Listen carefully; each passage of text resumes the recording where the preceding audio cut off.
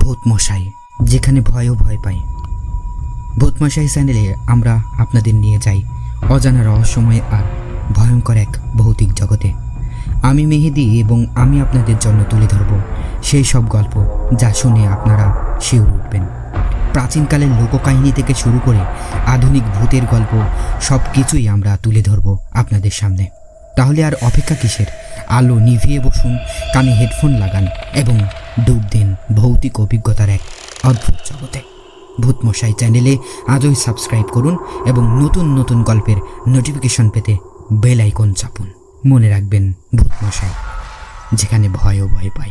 তো চলুন শুরু করছি আজকের গল্প। অভিশপ্ত নিঃশ্বাস। লিখেছেন মেহেদি হাসান সোহাগ। আমি নিজেই। নির্জন এক গ্রামে, যেখানে দিনের আলোও যেন ভয় পাই প্রবেশ করতে, ছিল একটি পুরনো এবং পরিত্যক্ত বাড়ি। স্থানীয়রা তাকে মৃত্যুর নীড় বলে ডাকে, কারণ এই বাড়ি নিয়ে গায়ের মানুষের মাঝে বহু গল্প আর কান ঘোষা আছে। বাড়িটির পেছনে একটি পুরনো কবরস্থান, যেখানে প্রাচীন সময়ের অনেক সমাধি ছিল। সামনেই ছিল একটি পুকুর, যা বছরের পর বছর ধরে নিষ্ক্রিয়। কালো পানিতে ঢাকা পুকুরের পানি থেকে এক অদ্ভুত গন্ধ ভেসে আসতো, যেন মাটির নিচে লুকানো কোনো রহস্যের নিঃশ্বাস। বাড়ির সামনে একটি সরু পথ, যেটি কেবল ভয় আর অন্ধকারের কথা মনে করিয়ে দেয়। পথটি বহুদিন ধরে অচল পড়ে আছে, যা গ্রামকে মহাসড়কের সাথে সংযুক্ত করেছে। কিন্তু মহাসড়কটিও গ্রাম থেকে অনেক দূরে। কেউ যদি এখানে আসতে চায়, তাকে আগে এই অন্ধকার পথ দিয়ে পাড়ি দিতে হবে।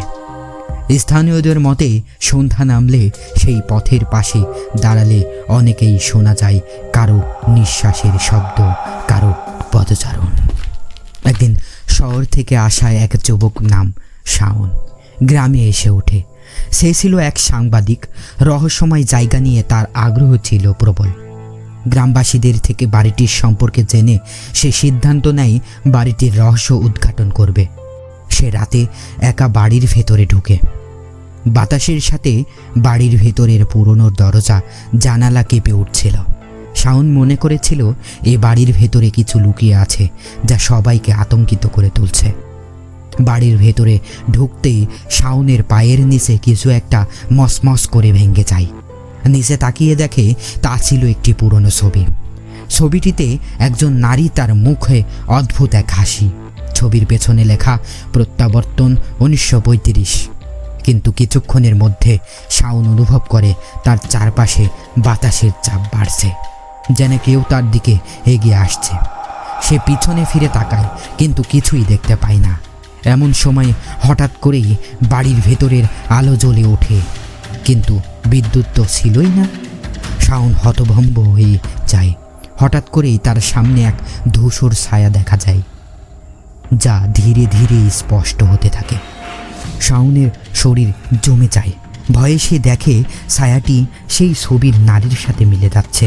শাওন দৌড়ে পালাতে চায়, কিন্তু পায়ের মাটি যেন তাকে আটকে রেখেছে। ধীরে ধীরে নারীর ছায়া তার দিকে এগিয়ে আসে, এবং ঠিক তখনই ঘরের জানালার বাইরের দিকে চোখ চলে যায় শাওনের। সে দেখে পুকুরের পানিতে কিছু একটা ভেসে উঠছে, কিন্তু ঠিক তখনই একটি প্রচণ্ড ঝড় শুরু হয়। জানালার কাঁচ ভেঙে যায়, বাতাসের সাথে সেই নারীর ছায়া মিলিয়ে যায়। শাওন জ্ঞান হারিয়ে ফেলে। পরের দিন সকালে গ্রামের লোকজন বাড়ির সামনে এসে দেখে শাওন পড়ে আছে মাটিতে। তার হাতে সেই ছবিটি ধরা, মুখে ভয়াবহ এক চিহ্ন। কিন্তু আশ্চর্যজনকভাবে সে তখনও জীবিত, কিন্তু কোনো কথা বলছে না, শুধু ফ্যাল ফ্যাল করে তাকিয়ে আছে।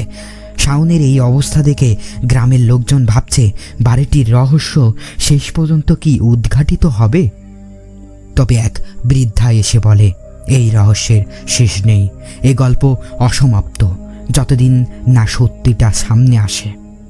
এভাবেই গল্পটি এখানেই থেমে যায়, অজানা রহস্যের অপেক্ষায়, যা হয়তো পরবর্তী অধ্যায়ে উদ্ঘাটিত হবে।